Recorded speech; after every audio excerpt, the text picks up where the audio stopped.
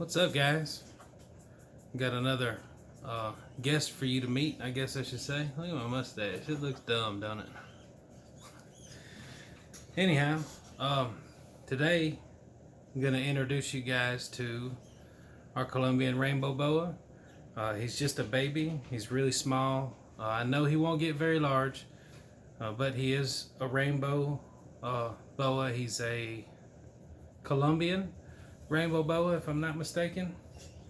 And I wish that the camera would pick up the rainbow, the iridescence effect that he has on his scales, the coating that he has. I'm pretty sure that it will not, but we'll give it a shot. Here he is. This is Roddy. It's definitely not going to pick it up. He's maybe a little right in there. It's focusing on my face instead of on the snake, but you know, anyhow, he's not used to being handled much. That's why I'm being very careful with him. No, I'm not afraid of him. If you see me shaking, it's because I have this issue with my nerves. It makes me shake a little bit from time to time. That's why I'm not an artist. Used to be when I was younger, but now I am not. But anyhow, this is Roddy. I wish it would focus. I don't know if you can make out his pattern. Again, he's just a baby. He's just a young hatchling. Maybe 2 months old, I would guess. Maybe a little older, but I'm gonna say 2 months. But he's a beautiful, beautiful snake. He's got a very beautiful iridescence glow to him in the sunlight. I wish that this camera could pick it up, because man, he is just amazing when you get the right lighting on him. Look at that face. He's adorable. He is still currently eating pinkies. It won't be long though. He'll be able to handle a fuzzy, I think, a mouse fuzzy or a rat pinky. He should be able to handle that now, judging by the size of his belly. Right in there you can see the biggest portion of his belly. He should be able to handle a rat pinky or a mouse fuzzy, either way. But this is Roddy. He is one of our newest additions. Him, and I mentioned in the one video, we got him and the husky at the same time. He's holding on real good with that tail right there, so he doesn't fall, I assume. This is his first time in the reptile room. He has not been moved to the reptile room yet. He's still in a quarantine for now, because he's still, like I said, he's still new. So we don't want to, I'm not going to keep him in here very long. He's not going to be in the video for very long. I just wanted to show you guys that I do have one. I wasn't just making it up. Again, I'm going to go ahead and put him up. This is Roddy, our Colombian Rainbow Boa. He wants to say hello. He's an awesome, awesome snake. He's being real good. Maybe I'll let him hang out for a few more minutes. I want every experience that he has with us to be positive. These first few experiences. That way he gets more comfortable with us. You see how he's got that S arch? You might not be able to see it. Some people confuse that with a strike pose. That is actually not a strike pose. I've noticed that a lot of boas do that. That's just part of their characteristics of their body and the way that they move. So he's only going to get between 3 to 6 feet long, so about the size of a ball python. But he'll just be a little bit stronger. He'll have a little more grip because of the boa part to him. But if you can make out, I don't know, it's not really going to show his head real good. I wish that it would show his head really good. It's not going to focus too good on it because he's moving a lot and it's real small. His head is maybe the size of my pinky. No joke. Like maybe the size of my pinky nail, which I haven't clipped my nails in a week, so they're pretty long, but he might be that size. His head might be that size right there. I don't know if you can see it or not. Anyhow, I wish he would move a little bit so you could catch the rainbow on his scales, but he's just not going to do it. Anyhow, this is a really amazing breed of snake. They require a lot of humidity, So unfortunately, he'll probably live in a tub with really damp bedding, and he'll stay there.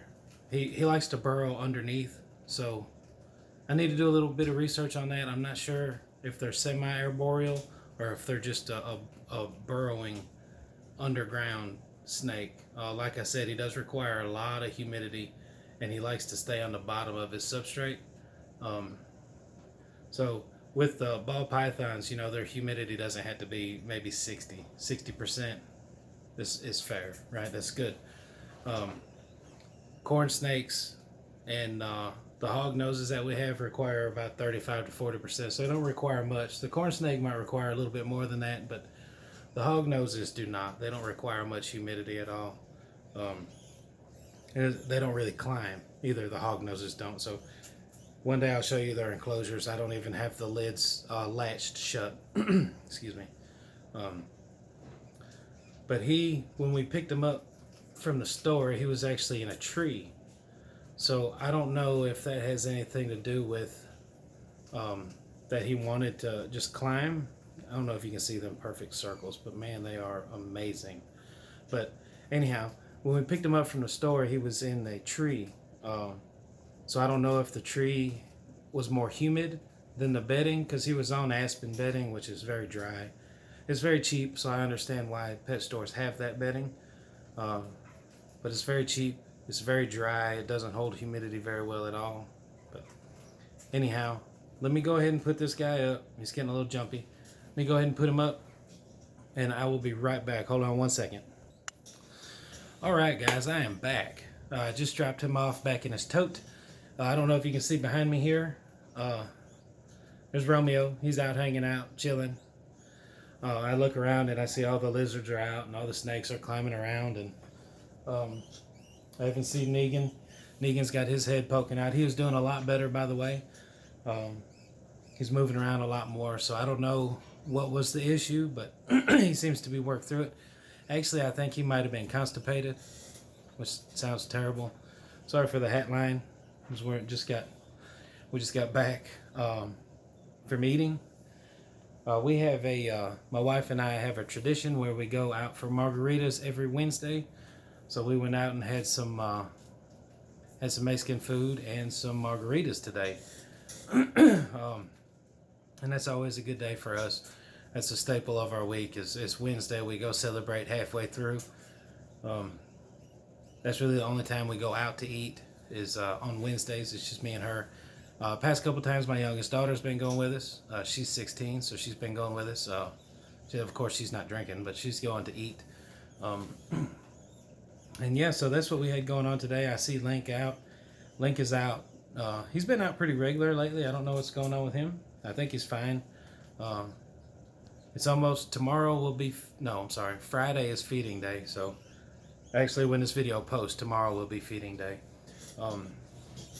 So we'll be able to feed all of the lizards and all of the snakes and all that. One day I will make a feeding video. I just haven't got around to doing it. My dog's barking at somebody right now. Somebody must have just came over. So anyhow, either that or she's barking at the cat. One of the two. She has to go to the vet tomorrow to get a shot. We rescued her from the animal shelter, and unfortunately when we rescued her, they did diagnose her with heartworms. So we're going through that. They gave us pills to give her, once in the morning, once at night. And tomorrow she goes in for a shot. And they're going to keep her for 3 to 4 hours to observe, to make sure she's okay. But for the first few hours, she has to remain silent, not bark, nothing like that. And I don't know if you guys are familiar with huskies, but all they do is talk crap all day long. So it's going to be tough for her not to bark or howl or whatever all day. I don't know how long it has to be, if it's just a couple hours or if it's all day long. I'm not 100% sure on that. Another quick thing, we did have some more, a rat had more pinkies today. She had 9. So we are up to 40, I'm not even sure, I lost count, 40 something pinkies. So our rats are finally beginning to pay off.